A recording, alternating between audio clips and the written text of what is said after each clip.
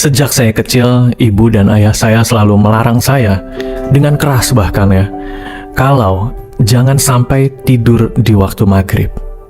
Kata mereka, maghrib itu waktunya sholat, bukan malah tidur.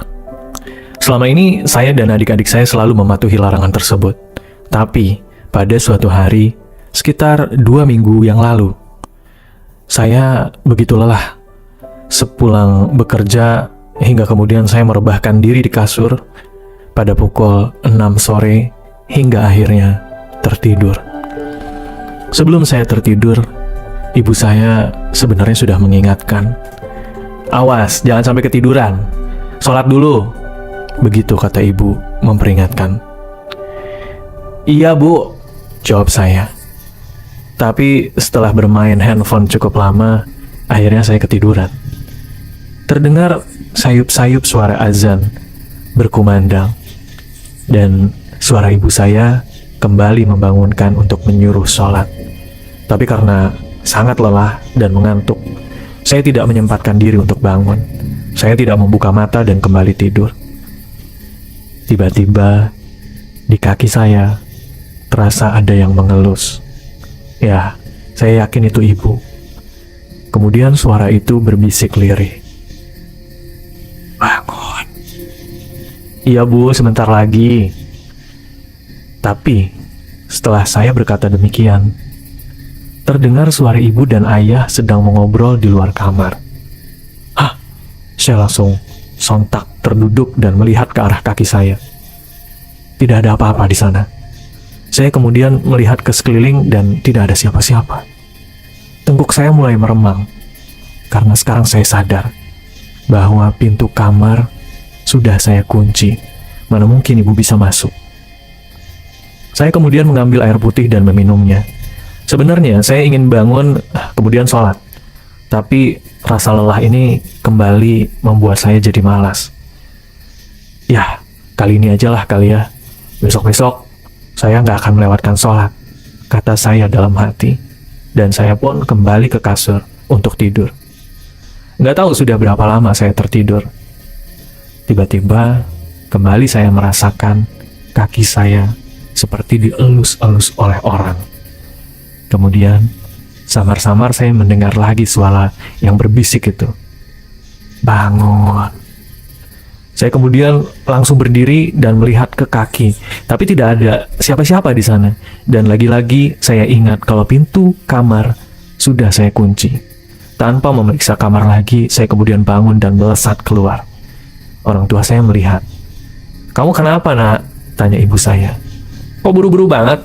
Wajah kamu pucat tuh. Kamu demam ya?" Kemudian ibu menghampiri saya dan memeriksa kening saya. Nggak apa-apa, Bu.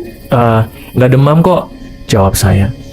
Kemudian saya ke kamar mandi untuk mencuci muka.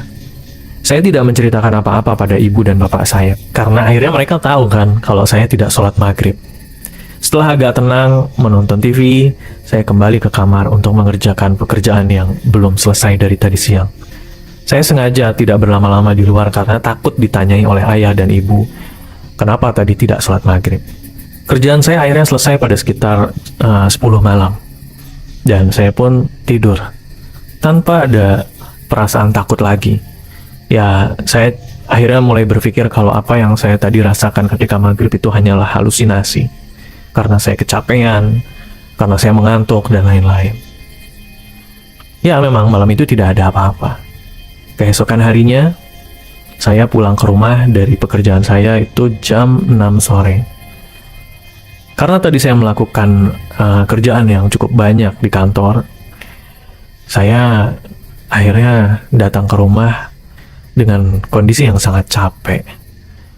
Ya, saya rebahan di kasur, kemudian bermain handphone. Ibu yang sedang menyapu di luar dan melihat pintu kamar saya yang belum ditutup, itu ibu bisa melihat aktivitas saya ya. Kemudian ibu berteriak, "Mandi dulu sana, supaya kamu nggak ketiduran lagi. Awas kalau sampai kelewat sholat maghribnya." "Iya, Bu," jawab saya. Tapi saya terus saja bermain ponsel, sehingga akhirnya saya kembali ketiduran.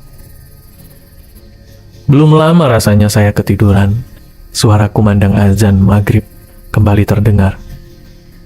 Saya yang kemarin sudah bertekad tidak akan meninggalkan sholat lagi, kembali mencari-cari alasan untuk memenuhi rasa malas saya. Mulai dari capek, lelah, badan sakit-sakit, banyak lah ya. Ya kayak alasan kebanyakan manusia ketika malas memenuhi kewajibannya pada Sang Pencipta. Saya akhirnya terlelap. Dan dalam lelap saya kembali mendengar suara lirih yang pernah saya dengar. Bangun. Saya kaget membuka mata dan melihat ke arah kaki saya. Berbeda dari kemarin, kali ini kaki saya masih terus terasa dielus-elus. Padahal saya sudah bangun dan melihat ke arah kaki saya. Saya duduk, kemudian menarik kaki saya cepat-cepat. Dan tanpa disengaja, saat itu saya menoleh ke arah cermin. Dan begitu kagetnya saya ketika di cermin nampak sesosok makhluk yang matanya membelalak menghadap cermin.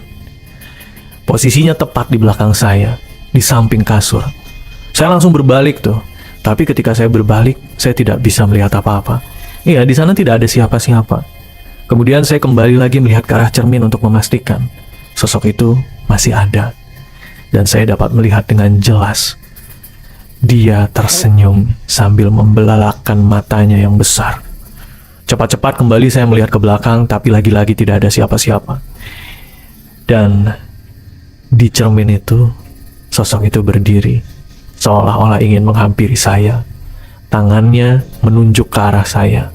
Saya bisa melihat dengan jelas wajahnya seperti apa, rambutnya yang berantakan, dan matanya yang melotot dengan banyak guratan-guratan merah di bagian putih matanya.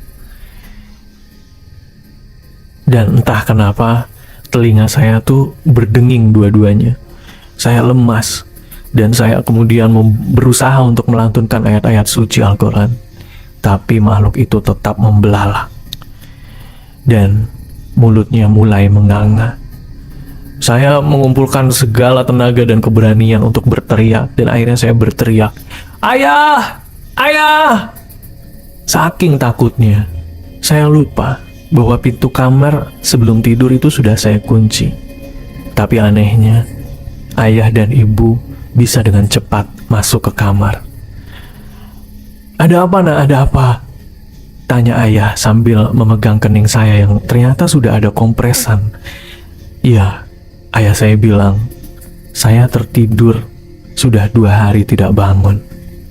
Dan ternyata pintu itu sudah pernah didobrak oleh ayah di hari sebelumnya. Dan akhirnya saya terpaksa menceritakan semuanya. Ya, ayah dan ibu bukannya kasihan, malah marah-marah.